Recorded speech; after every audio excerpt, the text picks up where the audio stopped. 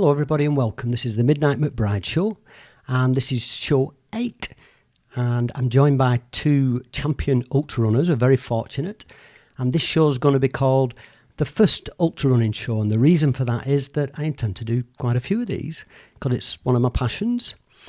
So, Gareth Kilshaw. Hello. Nicola Bruce. Hiya. Hi. I've had you both on the radio before. Yeah. Gareth's done a couple of shows, Nicola's done a show, but I've never been able to put you both together at the same time. I'm a bit concerned because I've got to pick Willow up about 9 o'clock tonight. So we could overrun a touch, and I see you brought your medals with you. Yay. Yeah, all your trophies. So this show's called the first ultra running show. The reason being that with the radio shows before, we're a bit limited with time constraints and the format of the show, things like this. With this now, I feel that over perhaps a series of a few shows, we can talk about nutrition, about technique, about equipment, about training. There's so much to talk about, and we can. Yeah. So we'll start with you, Gareth. Yeah. Now, you've both had an interesting journey up to this point. I'm very fortunate because we've done the shows. I know quite a bit about you. Okay. And an interesting fact, Gareth, that a lot of people don't know is you used to be a funeral director. I certainly did, yeah. Yeah. It was a very rewarding job. Yeah. And your career seems to have worked its way through helping other people, being a carer, and you know you've had a number of jobs where it always comes back to helping people. Yeah, I think that's a bit in my nature. I like to help people. I like to see people do well and people move on. So, yeah, with the funeral directing, that was a role that people go, oh, isn't that sad? And of course, that is a sad time for everybody. But if you can help people to get over that, a lot of it being very minimalistic, being in the background, but making sure everything runs right, making sure the final send-off is correct. Yeah. That really helps people and helps them get on with the grieving process while you deal with some more practical things. Yeah. And you could take reward out of that, I feel. Because sometimes it's the little things of helping people that can be the biggest. So the things that people don't see, the little things in the background. And the same with the ultra running. I get lots of comments. I get lots of messages. I get lots of messages off really good runners asking me questions. But I get lots of questions off the average runner or the person who's trying it for the first time. And which was me not that long ago, a year ago. Still is me. A year ago, yeah. I'm wondering why they're asking me because I have no idea. But yeah, and I think helping them is so rewarding as well. And this time at Chester was my first time of being on the other side of the trail because I've gone over to be an assistant race director with GB Ultra. Yes. The Chester 50's just been, hasn't it? Very recently. And I was down to do it. Unfortunately, I wasn't well, and so I couldn't do it. But it's the start of the race calendar, isn't it, for GB Ultras? Yes, and it's a beautiful race, isn't it? It is. It's a lovely race. And it's a lovely welcoming race with, I think, a very good insight into trail, but with accessible to all. Because there's some hills and climbs in it, but it's nothing like the races later in the years, which are basically you need rock climbing gear for, don't you? And that's why it is very accessible, and it has a lot of running sections, and it has where people can make up time. So if they are a bit slow on the hills or on the trail bits, they've still got plenty of time, and we do generous cut-offs on it because we like to welcome everyone. We like to welcome everyone into the group and give everyone a taste of this brilliant sport. It's very inclusive. So, Nicola, your past, you were at Crufts. Yes, which is this weekend, actually. It's always on telly, isn't it? I'd realised that. It's on telly, So, Crufts, you've worked with dogs all your life and you've gone back to that, haven't you? Yeah. After training to be a lawyer or solicitor. I got a law degree, decided that coping with lots of stress wasn't really something I'm very good at, so no, me neither. Work with animals instead. I can only imagine, as we talked about a lot on the radio, where human beings were so busy thinking about all the things that have happened that we can't do anything about, or all the things that haven't happened yet that we can't do anything about, and consequently our minds are that busy, we create mental stress. And animals, with the exception of us, all sentient beings are fully present. And we are so frequently, our minds are that busy that we miss the moment. We miss it. life passes us by and we're so overthinking everything that we don't really enjoy what's right in front of us. I think animals are naturally mindful, and we have to actually put effort in or take classes to become mindful. We've forgotten how to do it. Exactly, yeah. And I think with ultra running, with what GB Ultra's doing, what you're both doing, the ultra running is predominantly with GB Ultras, it's trail running. It's all trail running. So you're in nature. You're away from your everyday environment. You're doing an endurance sport. You focus on your breath, and you're in a beautiful, over the top of, which is the race that you do down south, the one that's the Brecon Beacon. That's it. It's beautiful. Yeah, and I remember you both describing that. And when either of you talked about that, you could see a little smile come on your face, and you drifted away. And so it's a beautiful thing. I know that from my experience. So let's start at the beginning. Ultra running. We're going to talk at the end, and for the whole show probably, about GB Ultras and what's happening there. And there's some new changes and developments. And I love to say things which I'm going to say later. I look at the camera and I say hot off the press, and we've got some of that tonight. So it's good. Dun, dun, dun. Yes, but we'll start off. So I'm Joe Bloggs. I've come along. I do a little bit of running. Maybe I'm enjoying it. I feel good. What's ultra running? What is it? Ultra running is, I was going to say the next step up, but I don't even think it is. I mean, you have to be able to complete a marathon distance to try and take on a longer distance, but you certainly don't have to be a top marathon runner. As long as you can keep going for that distance is what we ask. So ultra running then is running stripped down slightly. So it's took out into nature, it's took onto the trails, and the distance is massively increased. It's anything over a marathon is an ultra marathon. Yeah. And then when the distance is increased, obviously the amount of running decreases slightly. So unless you're in the top 10, where you will be running a good... Which you both know something about. Which we'll get to. Yeah. And that's why you've got all the ironwear there. It looks like we've been in a cowboy saloon with all the belt buckles, doesn't it? Where you'll be running, a good 80% of the race and walking 20% and power walking. You literally can do a 50-50 split of run walking, walking the hills.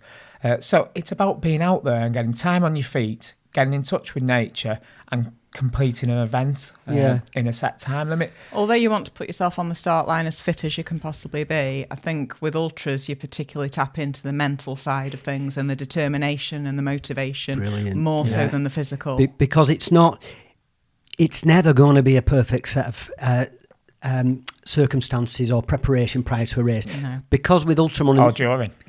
During a race. If you're running 100 miles... There's so much more to think about. I remember doing my first ultra race, and it took me 2 days to pack my bag. 2 days, and I packed it, unpacked it, packed it. I didn't have all the right stuff. My bag was twice as heavy as everybody else's, with my nutrition and my bits and bobs and my mandatory kit. And all your just in cases. And I had the wrong trainers on, the kit was wrong, every mistake you could make, I made. But that's how you learn, isn't it? It is. And that's what it is, and that's why it is forgiving. So if you go out to do a marathon, or you're trying for a sub-4 marathon, or even trying, to finish your first marathon, you've got time constraints, and it's in the moment, and so you've got to get that right. Where if you're out for 50 miles, you can get something wrong. If you've got somebody following you around, you can say, can you get me different trainers for the next checkpoint and change that? So you've got all that time to change it and just be in the moment and really enjoy the race. And that's what you've got to do, is enjoy the race. With an ultra, you've got time to be more flexible, and sometimes you've got no choice. You have to be flexible. You've got to roll with the punches because so much can change. But that's what makes it amazing. Yeah. I think we'll talk a little bit about your iron work here. Now, You've both won races, and I was going to call this show, which we joked about off air before, and it was Ultra Running Royalty. Because I've got 2 champion ultra runners sat in front of me, and I suppose the first time you hear that, it's a bit strange, and you think, but that's what you are, And here you've got the discs. Tell us about the medals and the ironwork you've got. So we've got, for the 50-mile races, you get a medal, but for anything 100 miles or more, you tend to get a belt buckle. Right. That's from its tradition as a horse race, is how it originally started. Right. A guy's horse went lame, so he ran it himself. because they couldn't find anything in the rules to say that you had to have a horse. So he completed it and got a belt buckle, which was the traditional prize. So that's why for over 100 miles, that's I love that. That's why you get a buckle. Yeah. I didn't so know that's that. what all these are for. So these are for the GB Ultras 100 mile Grand Slam, which you've both now completed. We both did. We intended to run the races together last year as a team, and we managed it, didn't we? We did. Brilliant. I remember seeing you. I'd pass you. I was still doing my first 50. You'd be on your second 50, going the other way, both running together. Yeah. And you were the first lady ever to complete the GB Ultras 100 mile Grand Slam. Yeah, still the only one so far. Yeah, that's amazing. Hopefully there'll be a couple more this year. Yes, women are more capable than we think. Well, no one can be first again, can they? No, and that's the thing. I always say it's always about being the pioneer. Yeah. I'll give you a really strange example. I remember we'd been clubbing one night and we were jumping between buildings, right, at the top Obviously. of these buildings. Yeah, crazy. And everybody looked at it and it was about 4.5, 5 meters, big gap. And people were thinking, can it be done? Can it be done? Can it be done? Once I did it, I was the first one ever to do it. We jumped across these buildings. Once I'd done it, because if you fall, you die. Yeah. Once I'd done it, 3 other people did it a week later. But until I'd done it, nobody would ever do it. It's about being, I'm not saying, right, don't jump off any buildings. No. But it's always about being the pioneer. Somebody's got to go first. Yeah. So. And I think Nicola's really helped that. I mean, ladies are really strong in ultra running, which is fantastic. It's fantastic to see. And people going about equal opportunities, which is totally right. But women in ultra running are certainly saying, well, not only are we equal, we're also better than you. I was just going to say, Nicola's flipped it on its head. No, we want equal rights. You do get some women who win ultras outright, which is unlikely to ever happen in a shorter distance. Yeah. I read articles about it, and once you get past a certain point, the playing field levels out. Yeah. Because generally men are stronger and they're more muscular, and that has advantage for shorter distances and strength events. Yeah. You take that out of the equation when it comes down to your heart, your lungs and your mind. Yeah.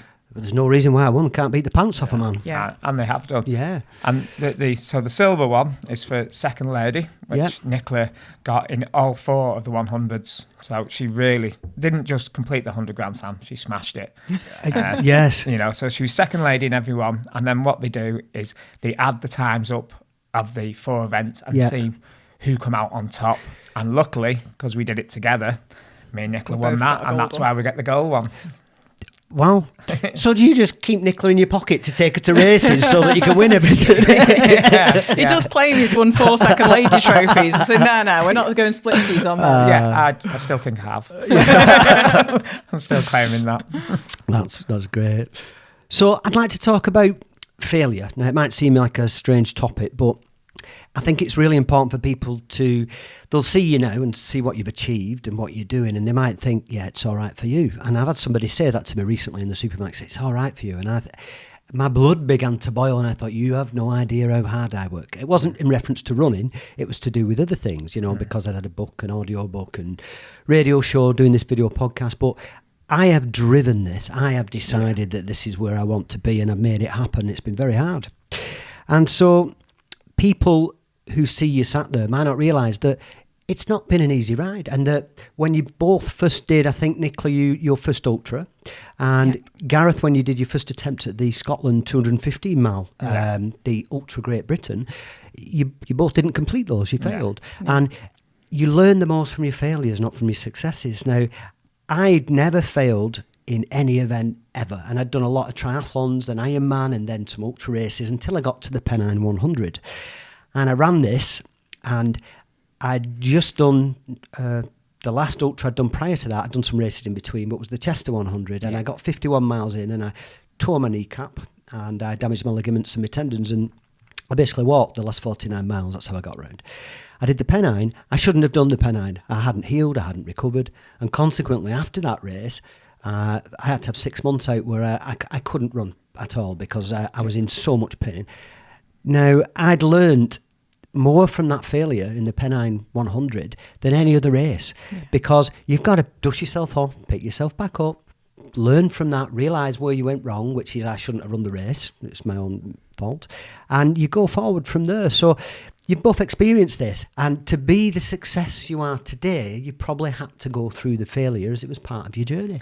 Yeah, but on the failure point, these 4 medals that sit here stem totally from that.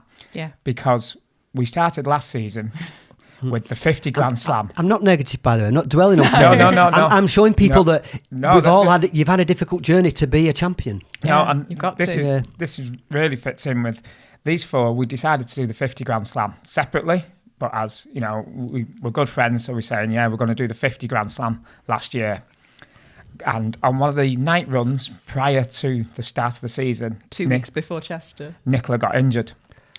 I twisted my ankle. Right. So we come into the 50 Grand Slam. I did really well on the 50. I hit all my targets and everything I wanted to reach.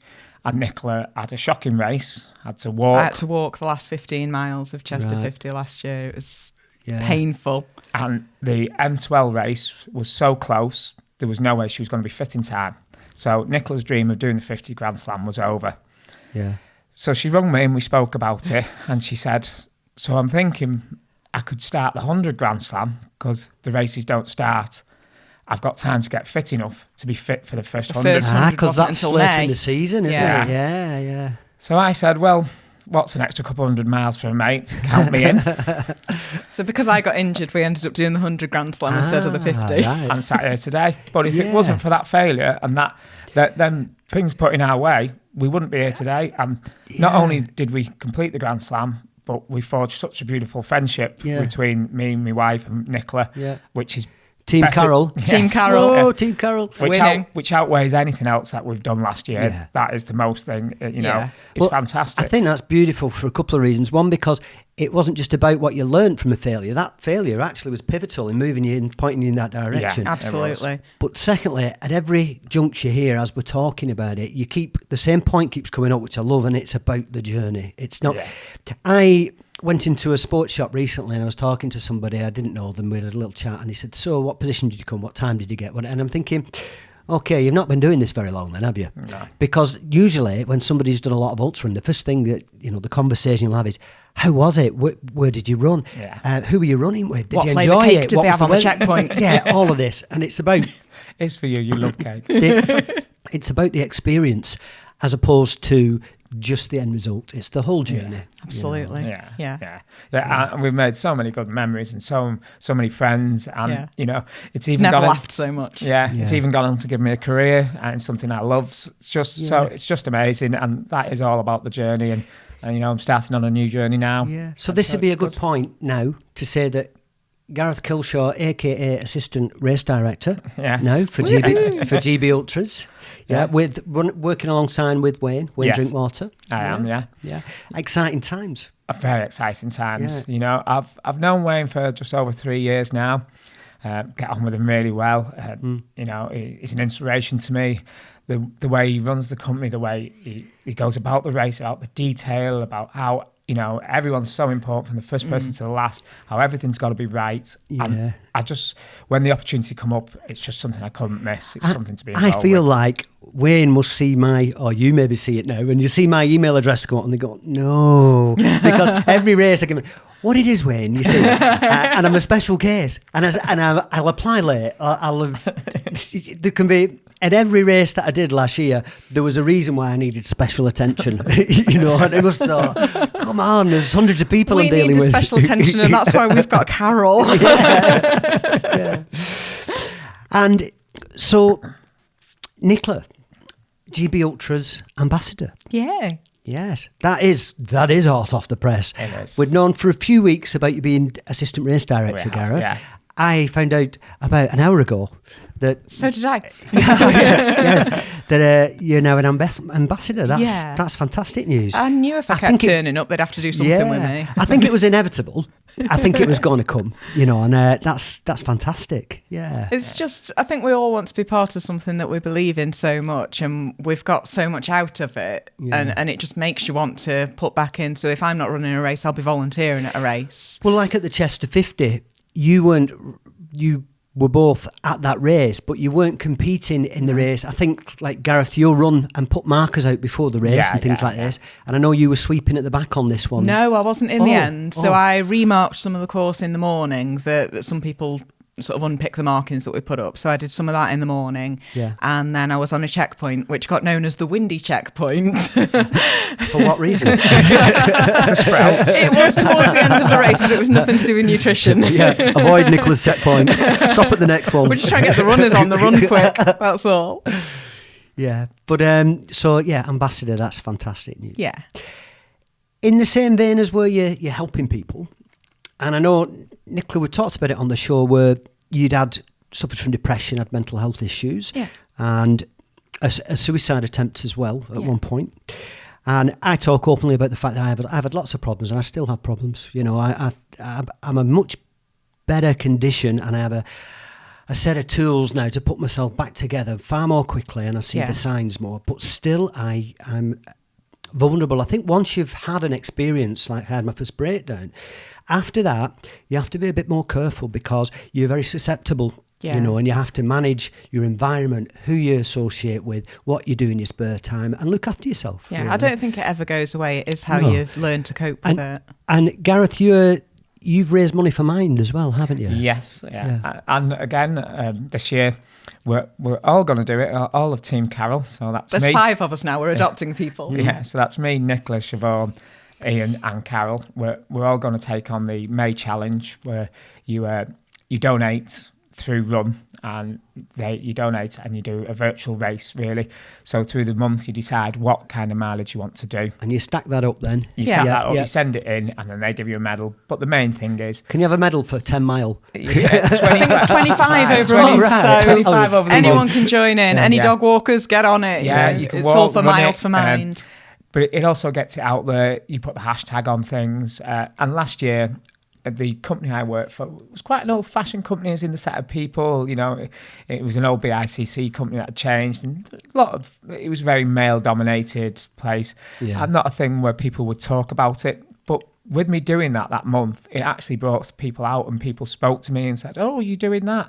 I've had some issues," and people who you would never dream of would speak about that. So it really is good, and it gets it out there on social media and hashtags, and people message you and ask you about it. So it's a well worth cause. So much awareness, and people sometimes they just need to know that they can talk about things. I think it's a beautiful thing when you can be vulnerable and tell people that you've had problems, because then they'll associate with that, and the first thing people think then is, oh, they've had problems and they've found a way through, or you know, they've managed to the coping now. So how have they done that? You know, and it's sharing. Particularly with ultra running, so many people have had issues and have ongoing issues, and ultra running is like a coping mechanism. It's brilliant. I loved on the radio show you called it a healthy addiction, and that's a very good, because people used to call me at work Extreme Pat.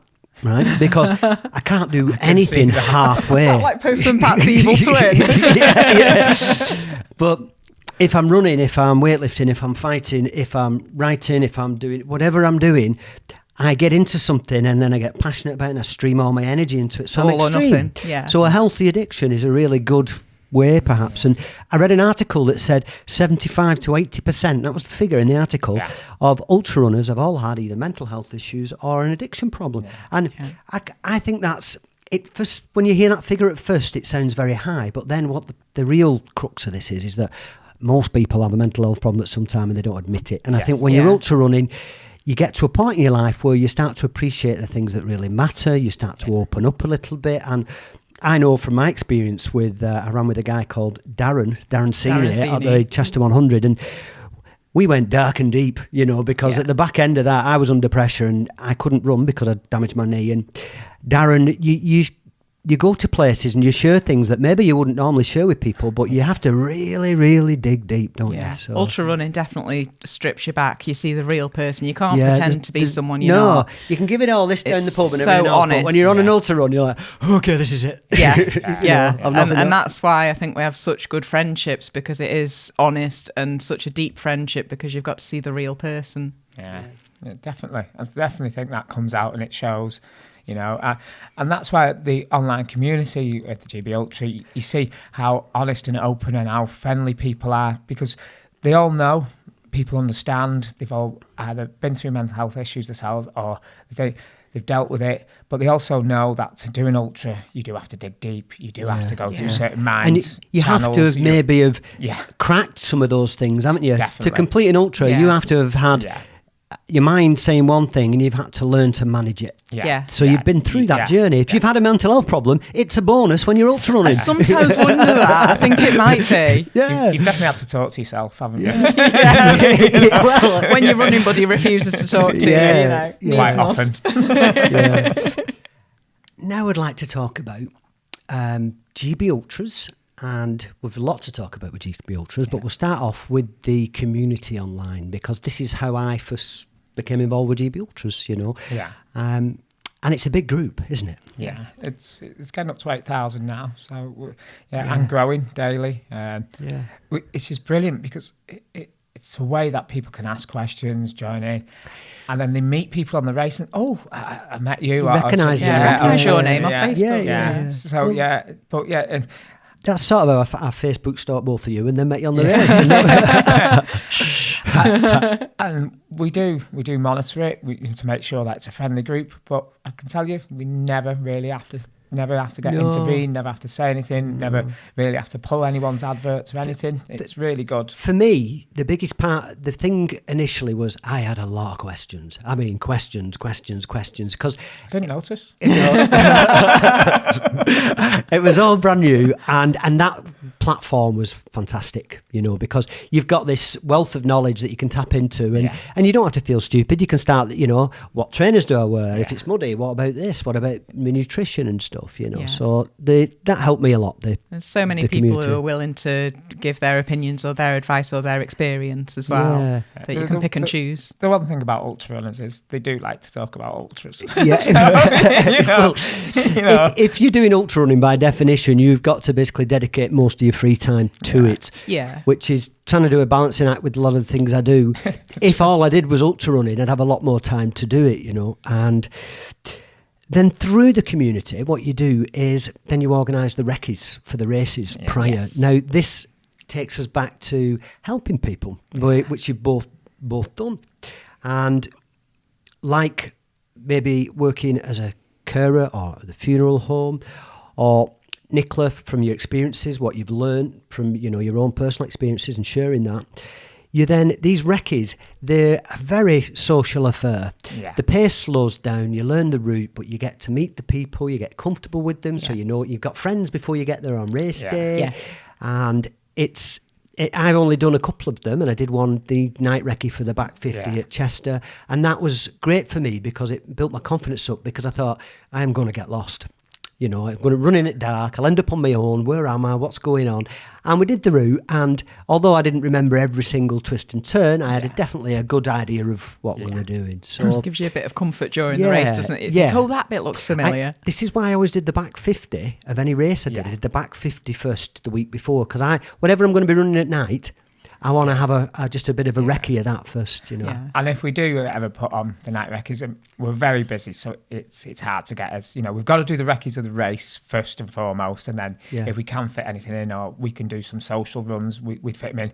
But we do like to throw the odd night one in, because it gives people used to using the head torch and a bit of confidence. Yeah. But if we can do any on the route, that's why we'll always pick where people are going to be at night. With the best intentions, you can think you're going to preempt all the things that could go wrong, but you can't. The only way to do it is get your waterproofs on, you've got your head torch on, it's in the middle of the night, you do get lost, and you want to do all that before race day, don't you? Yeah. I think this time, the Chester 50, proved that. I mean, it threw everything at us. We had storms, we had floods, we had diversions. Yeah. We worked really hard coming up to it. We had to alter the routes. But then when everyone turned up on the day, they all had that, no, this isn't going to beat us. We're going to get in there and get it done. And, and they all said afterwards, it was really muddy. That was hard work. But they were all character building. And they'll all be there. They can all say, we did the Chester 50. And I was on the last checkpoint as well. And we had no one complaining at the last checkpoint. We had lots of people absolutely caked in mud, laughing their heads off, going, come on, we're nearly at the end, we can do this. If anything, it kind of brought people together more, I think. It did. I think what was nice, and because I know somebody, there's a guy who did this show did a radio show with me a couple of weeks ago called Chris Reddy. He has a running group, and he did the Chester 50, and he said that he was quite relieved because it was going to be muddy and the weather was worse, but because of the diversion, the distance had come down just slightly, you know. And we all know if it's a 44-mile run, it's a 48-mile run, you know. But he said the fact that the conditions were bad, but the distance had come down slightly because of diversions. He was quite happy about that, you know. Well, there was the odd person who asked about it. So I did, at the end when I was on the line, did ask anyone, did they want to run around the rugby field to make up the distance? And only 50 laps. And no one, there was no takers. I think, you know, they might have been beforehand going, no, I'm going to run up and down the canal to make it up. Then they thought, no. Actually, I'm happy. I'm going to take I'll call that a run for today. Yeah, we'll do that. I saw the pictures and it was a mudfest, wasn't it? But in parts, it certainly was. A mudfest can be a lot of fun as well. It was. And very catchy. I think people enjoyed it for what it was, which just shows the great spirit of ultra runners. And it just shows what people can do when they put their mind to it, you know, to get through that kind of conditions, the cold, the wind. We had some excellent, I mean, the guy who won it in 6 hours 23, phenomenal kind of running, but there's a lot of people. It was their first ultra. It was his first ultra. Helped us out all last year, Dave. A wonderful guy, but come in and absolutely smashed it. Finished with a big smile on his face, and you know, in them conditions. Did he win it? No. I thought that was the guy. Dave was one of our last runners, but he kept going. He was so determined. He trained so hard for it. He'd lost some weight. He'd put everything into that. So his achievement to me is the same as the winner. Of course. It was fantastic to see him be part of that. I was talking to somebody recently. I'd done a couple of runs with a Couch to 5K group called Sam's Warriors. I went up supporting and ran with them. The 0 to 5K can be the hardest run you'll ever do. Yes. Because 5K to 10K, you're already up and running. Yeah. It's not as hard. 10K to half a marathon and so on. As you increase those distances, obviously you're learning all the time, and your nutrition changes because you go from the fuel in your body, you need external nutrition when you get past a certain distance. There's so many things, and the kit changes. I remember when I first started running, and I got a £9 pair of trainers from Decathlon, and I did myself a load of damage with those, by the way, as well. You need to get the right kit. And I forgot my point. Well, it was on about how it's rewarding to people, and how like Dave Rickard finished the race. Oh yeah, the Couch to 5K. The distance, quite often it's the beginning of your journey. Getting from nothing to 5K is the hardest bit. Even now, I find the first hour of any run is probably the worst bit because everything's settling down. You're getting into the swing of it, but then it gets good. My first 10K of any race, I got really hot and then really cold, and I put some kit on, and I take some off, and then I get niggles and things like that. And once I get past the first 10K, all the little niggles disappear. Yeah. You know, I normally find the first 20 miles. After that, the first 49 miles of an ultra is always... After the first 20, I think, well, I'm out now. So carry on. Yes. Up to that point, I think I could change my mind. Can still go back. Yeah. So if we'll talk about GB Ultras now. Yeah. And there's been a few changes this year with the race calendar, and we've got some races that have finished, some races that have been introduced, and we've also got, if I get this right, so the GB24, that race ended last year. The Pennine 100 is gone, but the Pennine 50 stays. Yes. If that's right. We've also got new Scotland races. We've got the Scotland 50, which is the preempt to the Scotland 100. So they've been introduced. Is that right? They're on the same day. They're on the same day. Okay. So they're the preempt to the 215. Which some of us are doing again this year. year. I'd seen your post, yeah. So the Scotland race that had been introduced was before it was just the Scotland 215 GB Ultra race across Britain. Race across Scotland, yeah. So the 50 and 100 are on the Southern Upland Way, which is part of the Race Across Scotland route. And then there's also the G2E, which is a new race that's been introduced at the end of the calendar, which is the M2L, but up top. Yes, pretty much. It's about a 56-mile race, but it runs between the two big cities in Scotland. We think it'll be a really good race. It'll be really enjoyable. I love it because the end of the season, you've predominantly been ending with a big race, but like, for instance, the Snowdon 100. And as the season gets more difficult, some of the people, part of the community, it's a big ask to take that race on, for anybody. But you're rounding the season off with a 50-mile race and a very, very sociable 50-mile race. You nearly said fun run then, didn't you? And that is the reason. So Snowdon finishes the 100 Grand Slam. It finishes the 50 Grand Slam. So that'll all be finished in the September. At the end of the Snowdon race, that's where we'll end. Of them Grand Slams, people who's took them on. But then we go to October and we've got the beautiful G2E race. So should be a nice one because there's not a lot of elevation, so it's not not anything like Snowdon. But also with it following the canal, it should be quite easy navigation as well, hopefully. I think a lot of people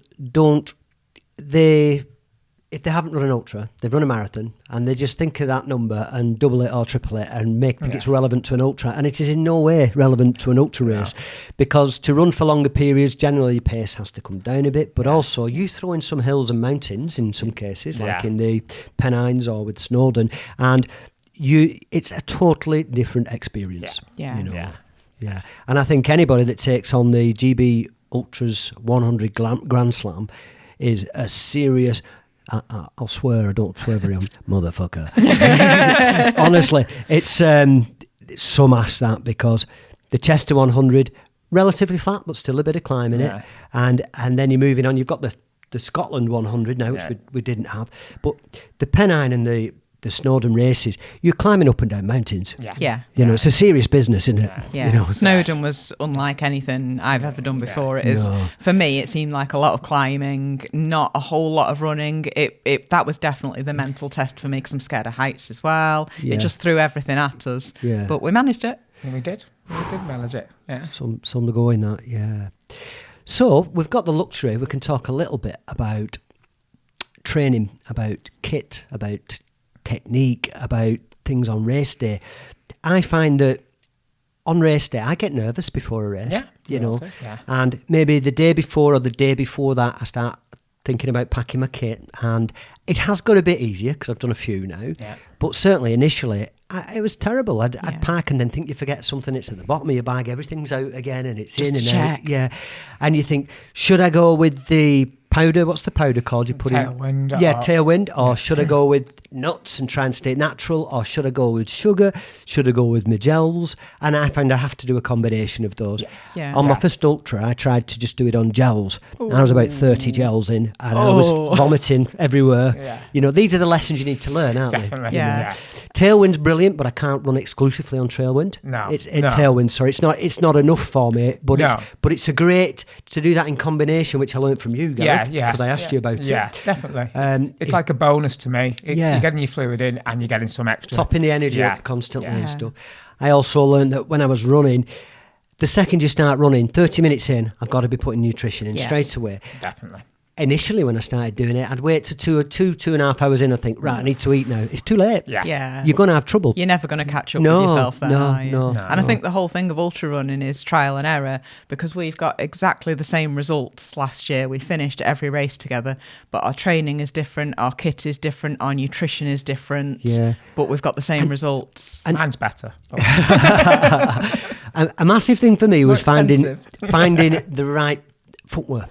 And I remember, I like the expression you used, Nicola, and you said you had the Cinderella moment. Yes. When you put I love on my Brooks Cascadias. There you go, see, I had Asics initially, and I veered off and I tried every pair of trainer, and I had all the ones that I thought were cool, and they didn't work for me, and I'm back in Asics now. I do have a pair of Sagani, I use them as road shoes. ISO, the ones I have are the trail, but Asics, I get along with Asics, and I should stick with them.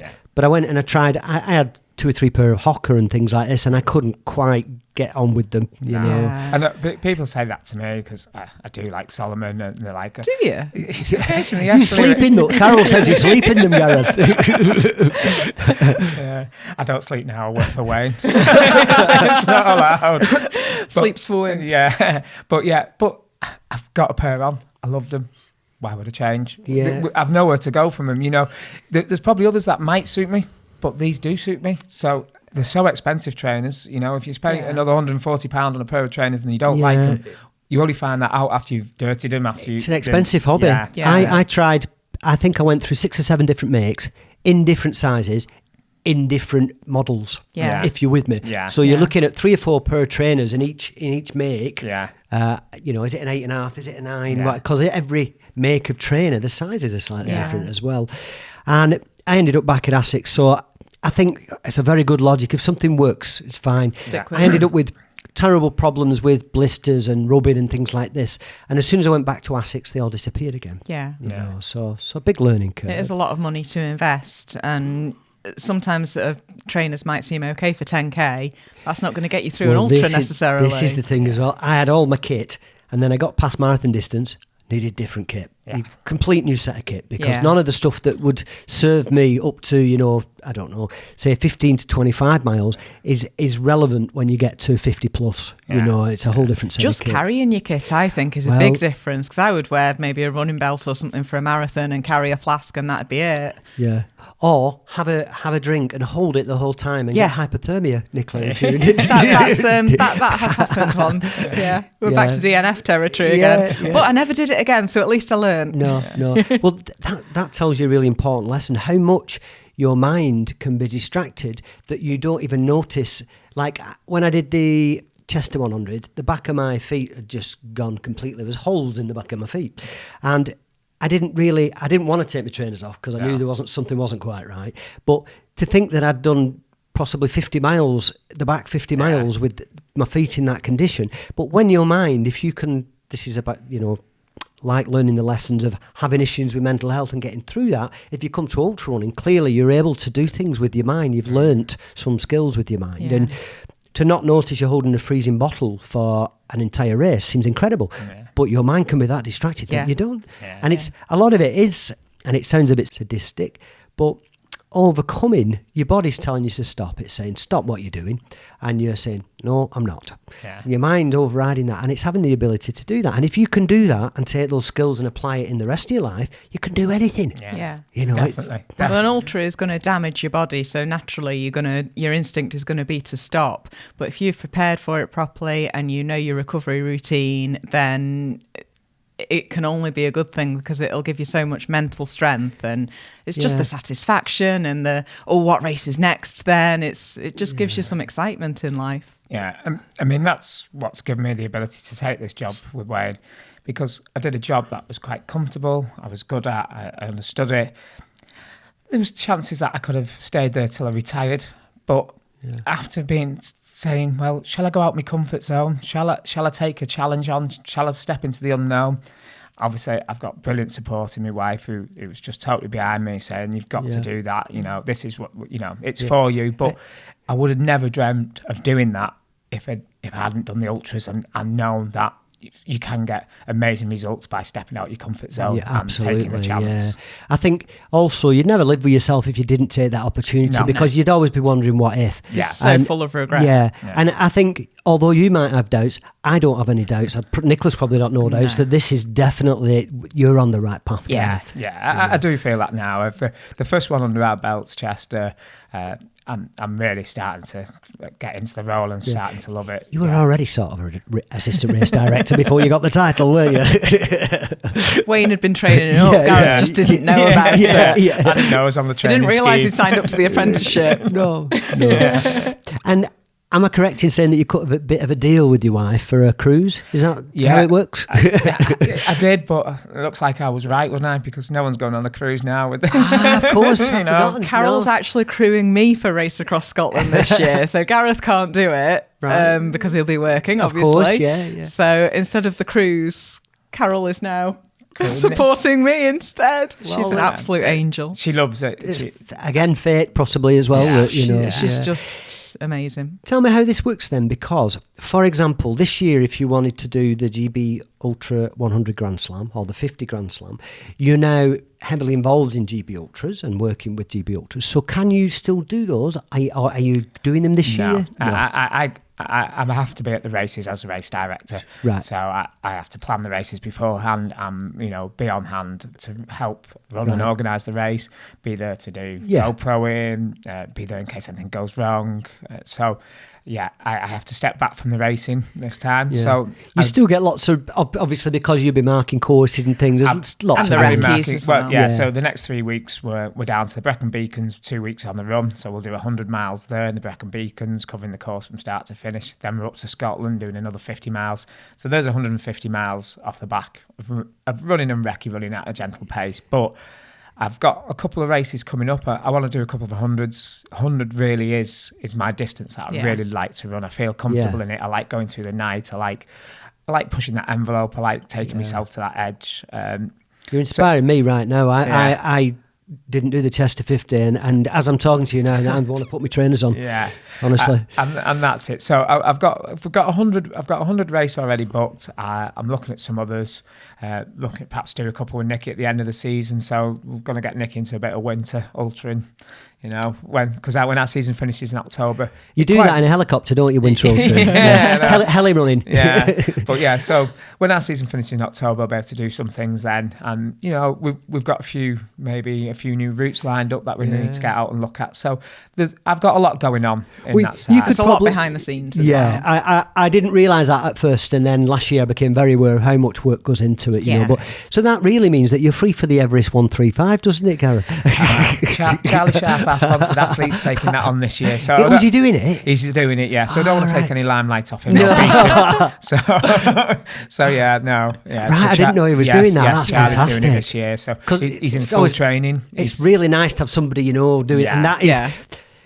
You've basically and that race will be right up his street. You've got marathons and people running, then you've got ultra running, then you're moving into your 100 milers, then you're stepping up to these 215 milers, and then you've got races like the Everest 135, which are just off the chart, aren't they? People think, or might think, that is a lesser achievement than the GB Ultras race across Scotland, the 215 miles, but it's up and down like that, isn't it? Yeah.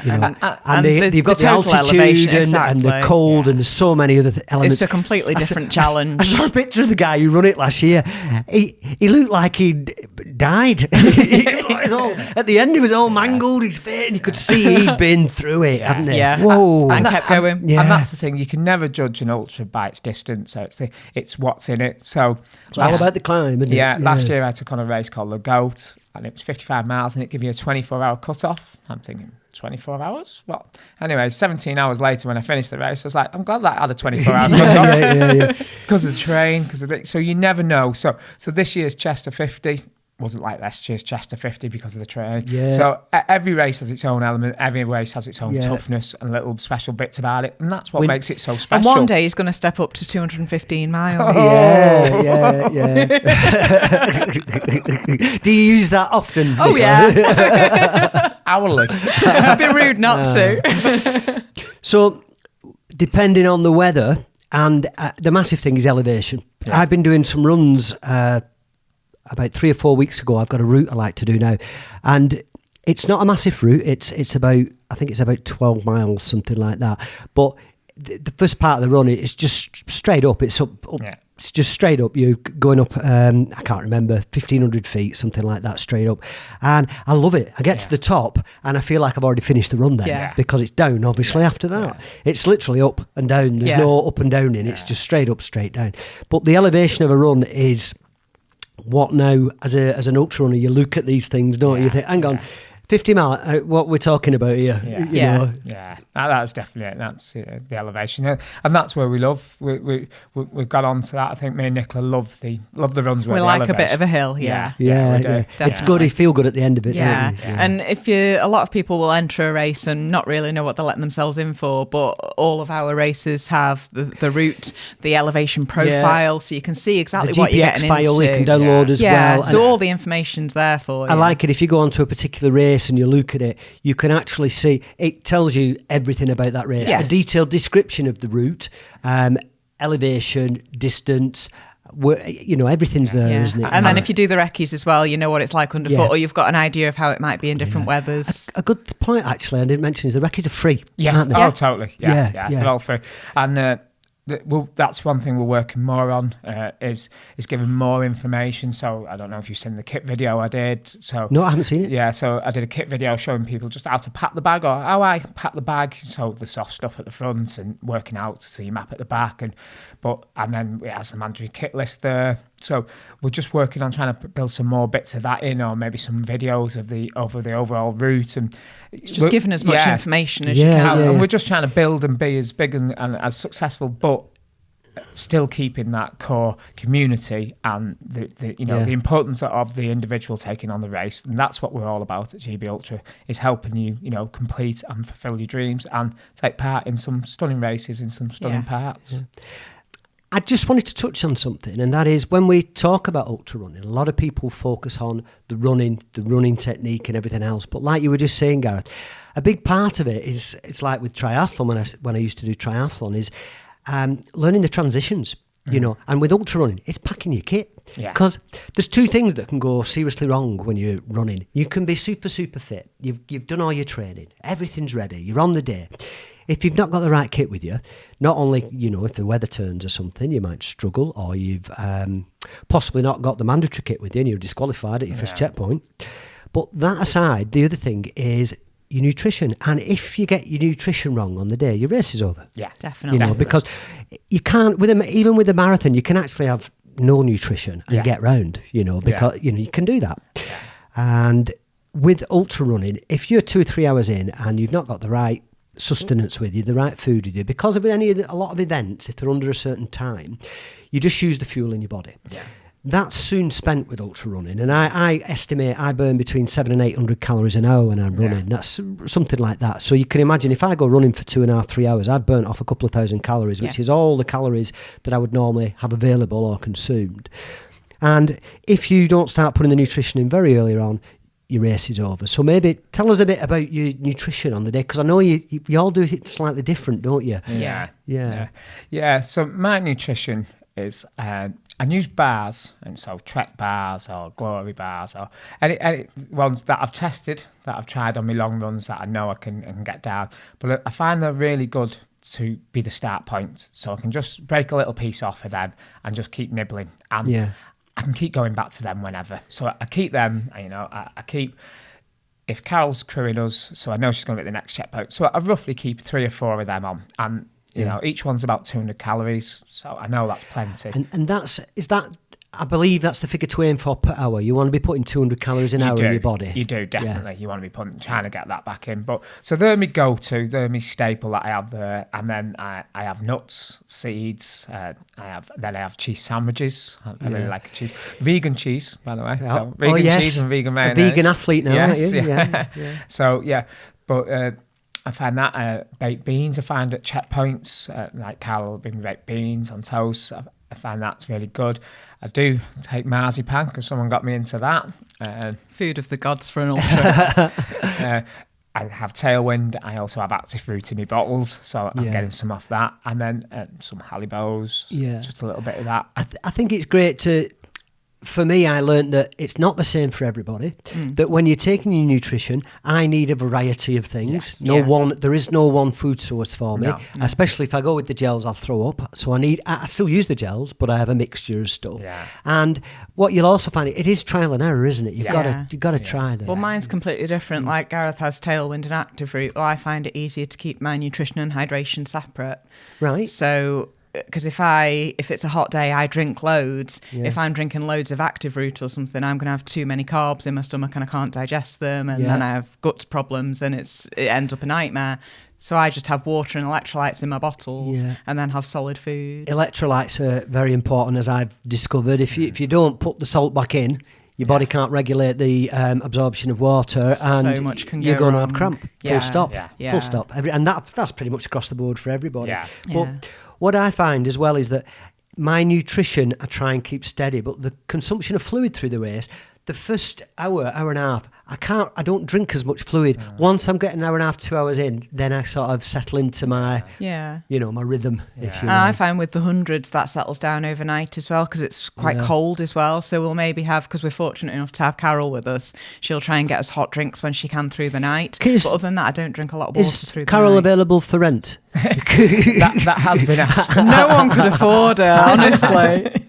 Yeah. The only thing that Carol found at Snowdon was that we had a very strong coffee. And so she kept bringing this for us in a flask. And the first couple of checkpoints of the night, me and Nicola didn't touch it. And then the others, we had one or two. And at the end, Carol's very waste not, want not. So she'd had 28 coffees by the time we seen her in the morning. We said to her, "You all right to drive us home?" And she was wild. All the way home or just back to the cottage? Is your rave music on? Oh, yeah. We thought the whistle was for mandatory kit, but it was for a rave she was heading to. Brilliant. But so with the nutrition, it is get out there on your long runs, try it, get eating, get trying it. You've got to. And that's the key. I read once about thinking about marathons and the distance. Hold on, you read? Yes. Well, someone might have read it to me. Well, yeah.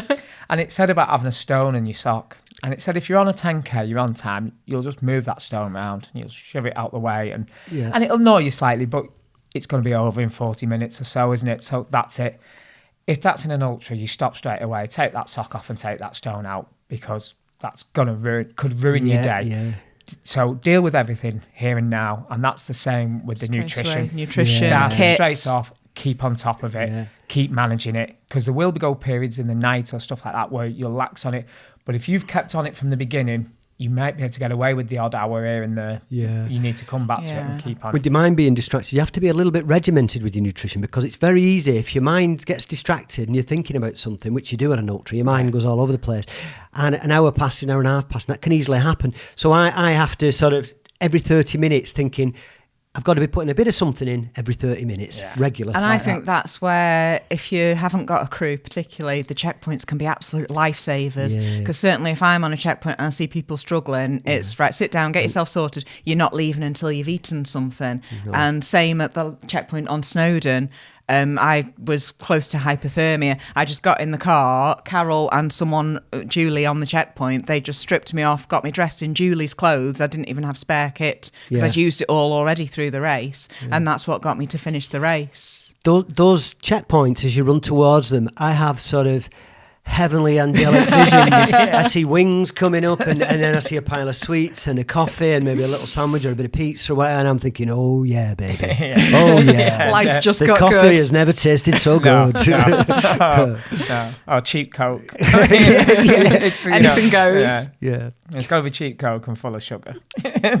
So let's talk about GB Ultras now. I was going to talk about the event. Am I correct in saying, so if you want to do the 100 mile Grand Slam and the 50 mile Grand Slam, you need to choose, don't you? If you can't do both in one season. No. And a lot of people, if they're doing those, won't then be taking on the GB 215 mile race as well, which is what you did last season, Gareth, yeah? You did the 100 Grand Slam and took on the 215. He still sounds tired now, doesn't he? Yeah, I don't think people appreciate after an ultra.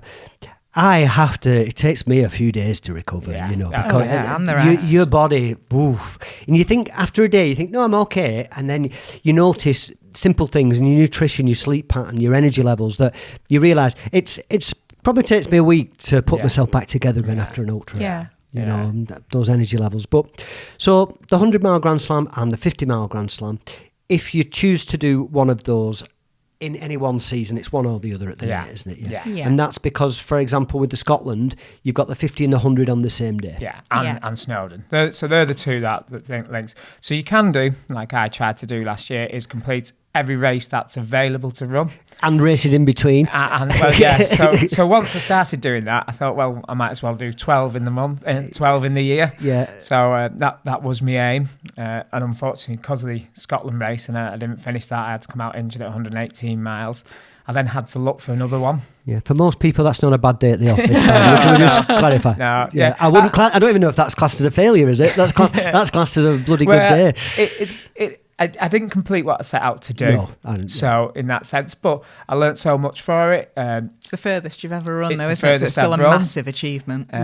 But also, being able to get over that and cope with that was amazing, and that was the thing. And because I knew I had Snowdon, and I knew I had the 100 Grand Slam, and I knew I was going to help this lovely lady get her to complete the 100. He's blaming me now, isn't he? No. But, having all them things around and, the coping mechanisms and having my family around me helped me just deal with that and say, well, and we're spoiled for choice with the races. If one doesn't go to plan, there's always going to be another one that you can just smash it. And I think with me, with the Pennine 100, I did the 50, and at that point I realised that, taking that race on was not the right decision, but I did the 50. Excellent. I was elated that I did the front 50 because I'd done the back 57 days before anyway. Yeah. So, but I found that after you maybe set out, I like the way you put that, and the fact is you have a goal, you set out to achieve it.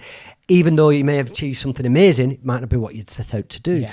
And consequently, I went a little bit into it after, and you just have to, you sort of, I needed to process a little bit and put myself back together and thinking, right, okay, we know why that happened, and we can do better this time. We can fix that. Obviously, I had a long-term injury then, but that's what ultra runners tend to do, though, is process things, because a lot of people might think, I've had a bad race, I'll ignore it and it'll go away. But in order for us to progress, we've got to deal with it. That's what I did with the Chester 100, and the Pennine 100 was probably the wrong decision in hindsight, but I had to make that decision to learn it was the You wrong had to decision. make a mistake, So I think it's just all part of the journey. It is. Part of the journey, So at this point, with GB Ultras, if somebody wants to find out a bit more about GB Ultras, possibly with the community, or if they want to maybe do the first Ultra, if they want to look at a Grand Slam, if they want to look at doing the 215-mile race across Great Britain or Scotland, give us some information possibly. Oh, and I believe now you're selling the merchandise as well. We have. Right. We do. We have Lay it down for us, Gareth. Tell us everything. So, first protocol would be to either go on any of the websites that we have. So each race has its own individual website where you can find all the information. And on each of the websites, it's linked. So you can go on and you can find a homepage that will take you to all our races and tell you all about them. That in turn has all our Twitter, Facebook and Instagram pages linked on there. Yep. It also has the link to our community page, which then you can ask to join, and we'll let you join that. That'll have all the wealth of information. Plus then you'll find that on there is a way to message us. You can send a message either through any of them pages or direct or through email. So it's gbultras.com, and then it's the GB Ultras community on Facebook are probably the first places to start. Definitely. So if somebody comes along and they're just curious, they can at this stage just join the GB Ultras community. Exactly. And they could come on one of the recce's. That's ideal. That's the perfect way to start, yes. Perfect. Yeah, come and meet us, get to see us. So no money involved at this stage. Nothing. Come and see what it's all about, meet everybody, and probably get hooked, and then wish you'd never have gone in the first place. I'm joking. But, it's funny. That's exactly what Carl said to me this morning. When we got up, she said, when you used to just run at the beginning, and I said, GB Ultra's taking over our life. How wrong I was. Now I know how he's taking over our life. It's a whole new level. Fortunately, Willow knows what I'm like. And so as I get involved with something, I can see her face, and she goes, here we go. And it was the same with ultra running. And it's when you just get the look and no words are necessary.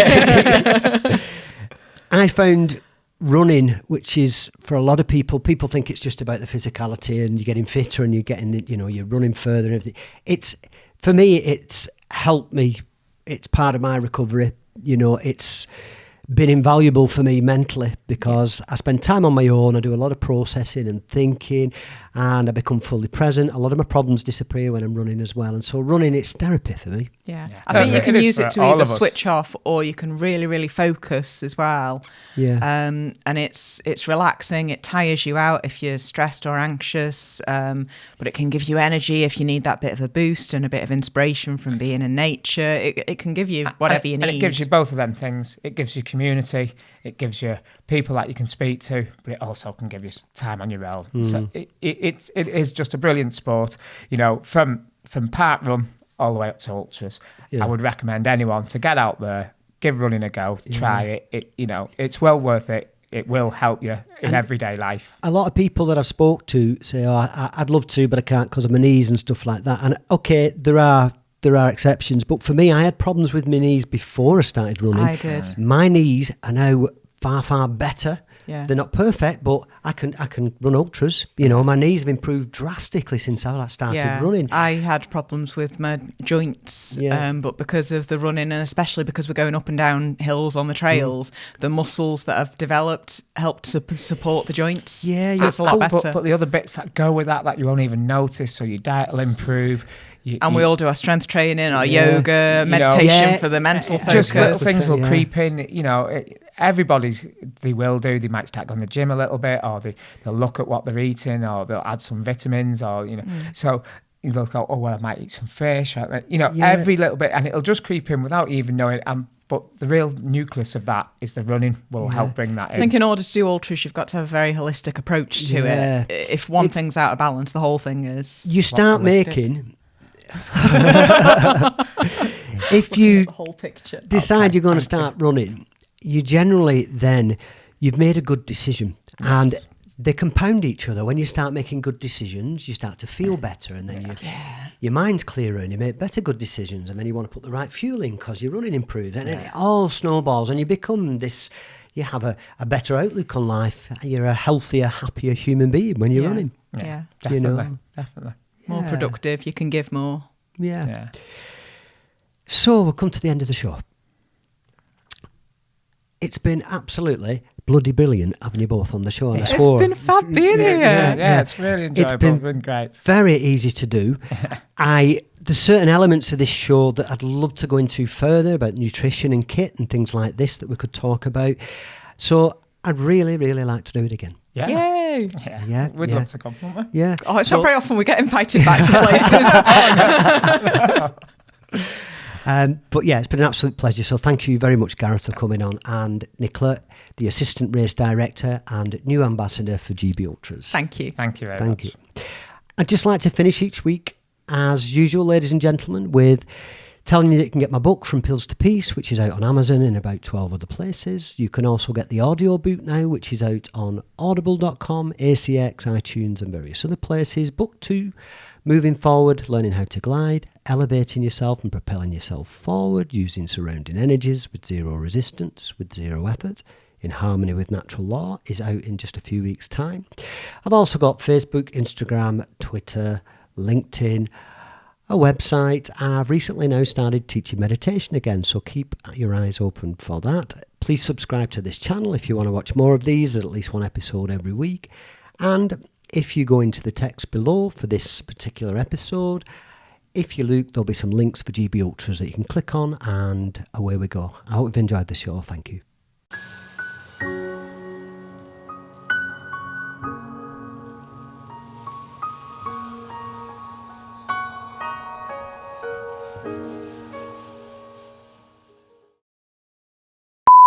We've moved the Buddha in order to have our... I know, that's a shocking behaviour. But, thanks, Buddha, for showing some respect. Please. Hello, I'm here because I run stupid distances, but I'm very excited to be on Patrick McBride's show. And that's actually the Midnight McBride. Midnight McBride. That's not going to ruin anything by being there, is it? No, you're not going to knock it, are you? No. No, I mean the shop. No. You'll be fine. You throwing in the big words at the end. Holistic is not a big word. It is if you come from St. Helens.